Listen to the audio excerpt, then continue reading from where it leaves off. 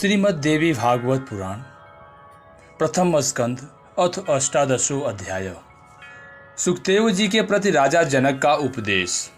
सूत जी बोले, सुखदेव जी को आया हुआ सुनकर पवित्रात्मा राजा जनक अपने पुरोहित को आगे करके मंत्रियों सहित उन गुरुपुत्र के पास गए।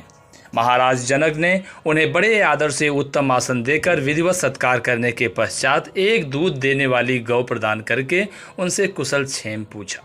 सुखदेव जी ने भी राजा की पूजा को यथाविधि स्वीकार किया और अपना कुशल बताकर राजा से भी कुशल मंगल पूछा। इस प्रकार कुशल प्रश्न करके सुखदायी आसन पर बैठे हुए शांत चित्त वाले व्यास पुत्र सुखदेव जी से महाराज जनक ने पूछा, हे महाराज, मेरे यहाँ आप निष्प्रिय आगमन किस कारण हुआ?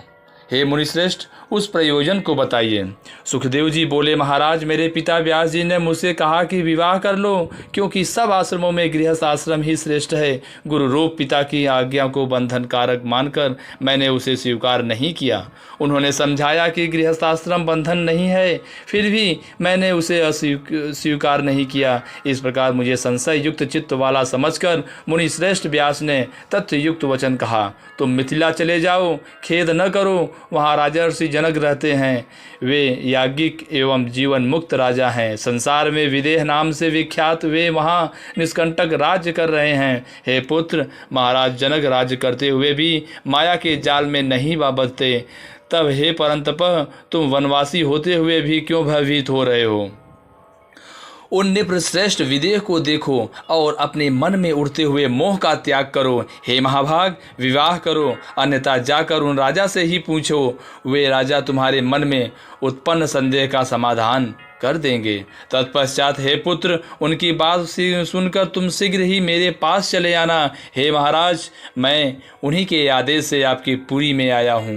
हे राजेंद्र, हे अनग, मैं मोक्ष का विलासी हूँ, अतः जो कार्य मेरे लिए उचित हो वह बताइए। हे राजेंद्र, तप, तीर्थ, व्रत, यज्ञ, स्वाध्याय, तीर्थ सेवन और ज्ञान, इनमें से जो मोक्ष का साक्षात साधन हो वह मुझे बताइए। जनक जी बोले, मोक्ष मार्गावलंबी विप्र को जो करना चाहिए उसे सुनिए। उपनयन संस्कार के बाद सर्वप्रथम वेद शास्त्र का अध्ययन करने हेतु गुरु के सानिध्य में रहना चाहिए।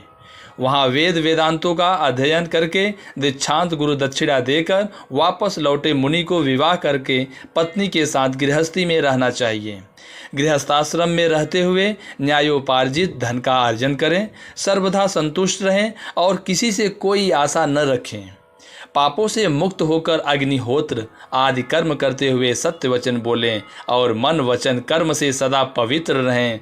पुत्र पौत्र हो जाने पर समयानुसार वानप्रस्थ आश्रम में रहें। वहाँ तपश्चर्या द्वारा काम, क्रोध, लोभ, मद, मोह और मत्सर्य, इन छहों शत्रुओं पर विजय प्राप्त करके अपनी स्त्री रक्षा का भार पुत्र को सौंप देने के पश्चात वह धर्मात्मा सब अग्नियों का अपने में न्यायपूर्वक आधान कर लें और सांसारिक विषयों के भोग से शांति मिल जाने के बाद हृदय में विशुद्ध वैराग उत्पन्न होने पर चौथे आश्रम का आश्रय ले लो। विरक्त को ही संन्यास लेने का अधिकार है, अन्य किसी को नहीं। वह वेद वाक्य सर्वथा सत्य है, असत्य नहीं, ऐसा मेरा मानना है। हे सुखदेव जी, वेदों में कुल 48 संस्कार कहे गए हैं। उनमें गृहस्थ के लिए 40 संस्कार महात्माओं ने बताए हैं। मुमुक्षु के लिए सम, दम आदि 8 संस्कार कहे गए हैं। एक आश्रम से ही दूसरे आश्रम में जाना चाहिए, ऐसा शिष्ट जनों का आदेश है। सुखदेव जी बोले, चित्त में वैराग और ज्ञान विज्ञान उत्पन्न हो जाने पर अवश्य ही गृहस्थादि आश्रमों में रहना चाहिए अथवा वनों में। जनक जी बोले, हे मानद, इंद्रियां बड़ी बलवान होती हैं, वे बस में नहीं रहती। वे अपरिपक्व बुद्धि वाले मनुष्य के मन में नाना प्रकार के विकार उत्पन्न कर देती है। यदि मनुष्य के मन में भोजन की, शयन की, सुख की और पुत्र की इच्छा बनी रहे तो वह सन्यासी होकर भी इन विकारों के उपस्थित होने पर क्या कर पाएगा? वासनाओं का जाल बड़ा ही कठिन होता है, वह शीघ्र नहीं मिटता। इसलिए उसकी शांति के लिए मनुष्य को क्रम से उसका त्याग करना चाहिए। ऊंचे स्थान पर सोने वाला मनुष्य ही नीचे गिरता है, नीचे सोने वाला कभी नहीं गिरता। यदि संन्यास ग्रहण कर लेने पर भ्रष्ट हो जाए तो पुनः वह कोई दूसरा मार्ग नहीं प्राप्त कर सकता।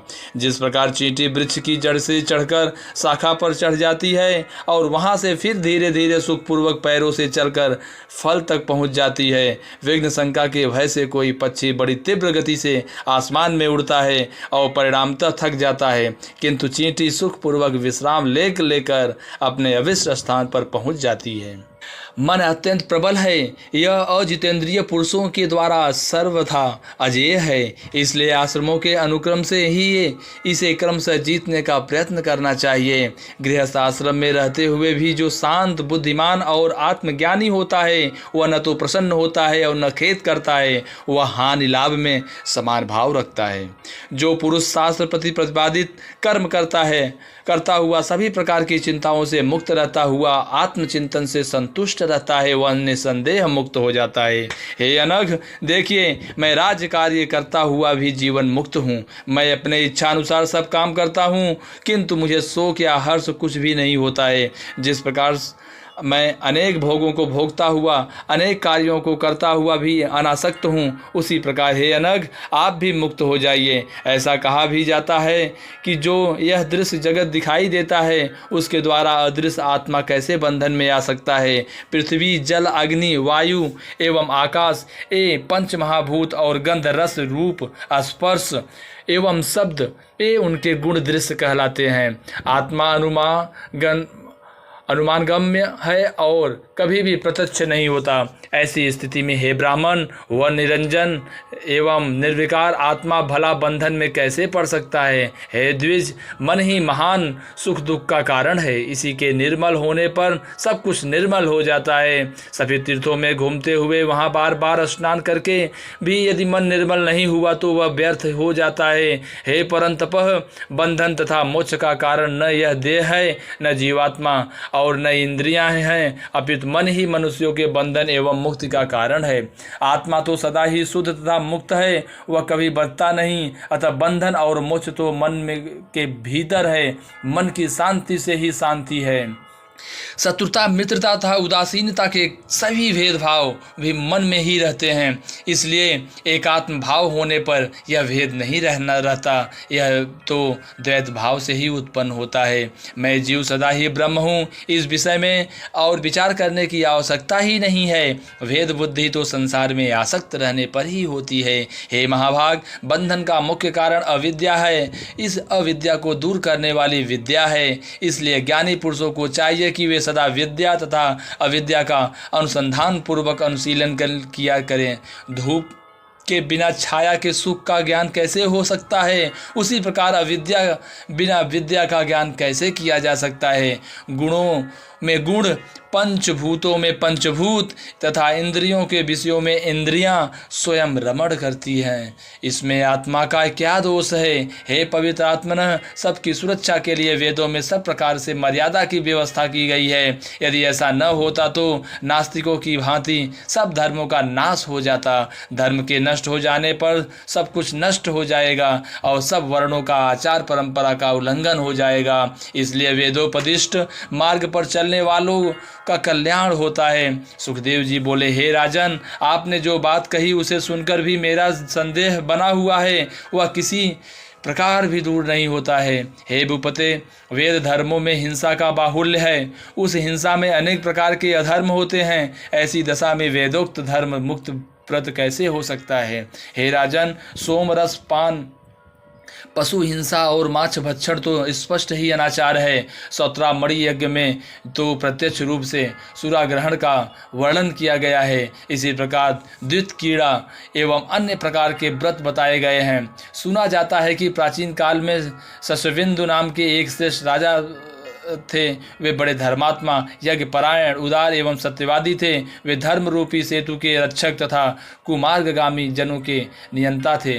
उन्होंने पुष्कल दक्षिणा वाले अनेक यज्ञ संपादित किए हैं। उन यज्ञों में पशुओं के चर्म से विंध्य पर्वत के समान ऊंचा पर्वत सा बन गया। मेघों के जल बरसाने से चर्मनवती नाम की शुभ नदी बन गई।